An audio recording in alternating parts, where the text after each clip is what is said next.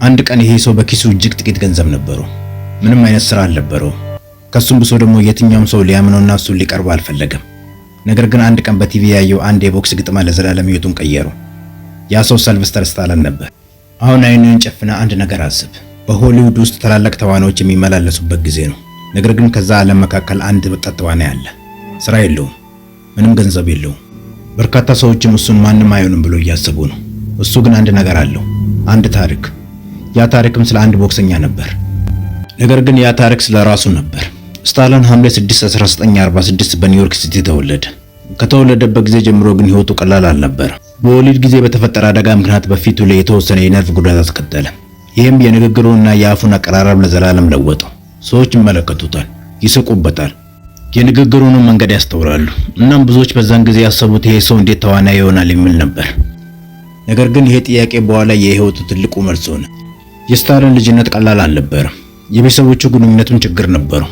ወላጆቹ በኋላ መስማማት ስላልቻሉ ተፋቱ።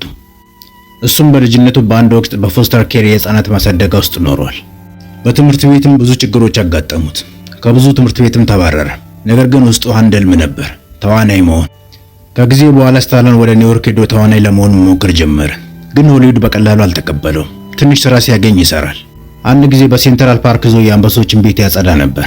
ሌላ ጊዜ የፊልም ቤት በር ጠባቂ ሆኖ ሰርቷል። ትልቅ የተዋናይ ህልም፣ ግን ትንሽ የስራ እድል። ብዙ ሰዎች በዛ ቦታ ተስፋ ይቆርጡ ነበር፣ ግን ስታሎን አልተወም። በ1975 ስታሎን የሙሐመድ አሊና የቺክ ኩፐርን የቦክስ ግጥማ ይመለከታል። ብዙዎች በዚህ ግጥማ ያንን ታላቅ ቦክሰኛ የሙሐመድ አሊን ድል ይጠብቁ ነበር።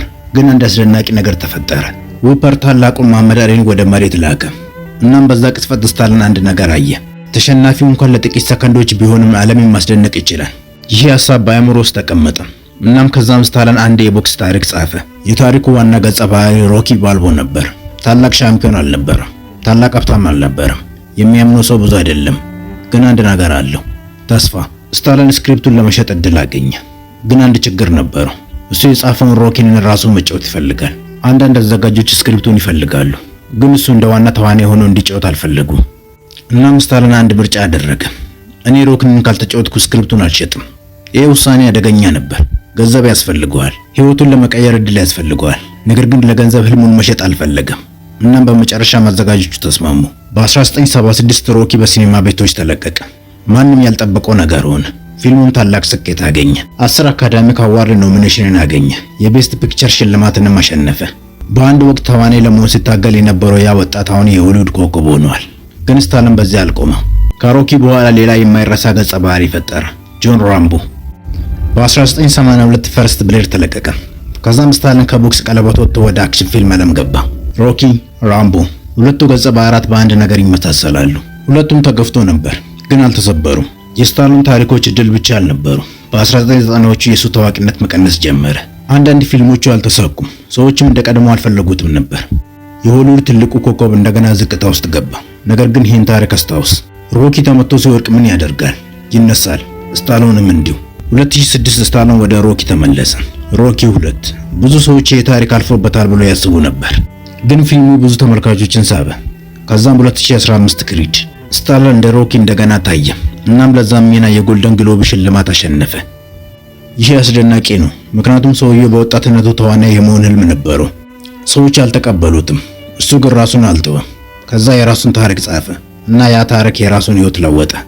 ሲልቨስተር ስታሎን የተወለደው ታዋቂ ሆኖ አይደለም። በፊቱ ላይ የተለየ ገጽታ ነበረው። በንግግሮቹ ችግር ነበረበት። በልጅነቱ ችግር አየ። በሆሊውድ ተከለከለ። ትንንሽ ስራዎችን ሰራ፣ ግን አንድ ነገር አልጠፋበትም፣ ህልሙ። እና ዛሬ ስሙን ስንሰማ ሮኪን እናስባለን፣ ራምቦን እናስባለን። ነገር ግን ከሁሉ በላይ አንድን ሰው እናስታውሳለን። ሁሉም ሰው በተቃወመበት ጊዜ እንኳን ህልሙን ያልተወ ሰው።